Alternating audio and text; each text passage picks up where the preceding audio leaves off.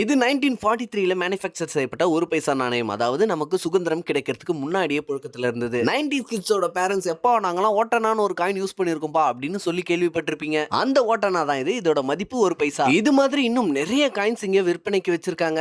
ஸ்பெஷலா இந்த பிளேட்ல இருக்கக்கூடிய காயின்ஸை 90s கிட்ஸ் மறந்தே இருக்க மாட்டீங்க. இதெல்லாம் மட்டும் இல்லாம மன்னர் காலத்துல இருந்து தற்சமயம் வரைக்கும் இந்தியர்கள் உபயோகிக்கக்கூடிய ரூபாய் நோட்டுகள், நாணயங்கள் மற்றும் தபால் ஸ்டாம்புகள் கலெக்ஷன்களும் இங்க விற்பனைக்கு அவைலபிளா இருக்கு.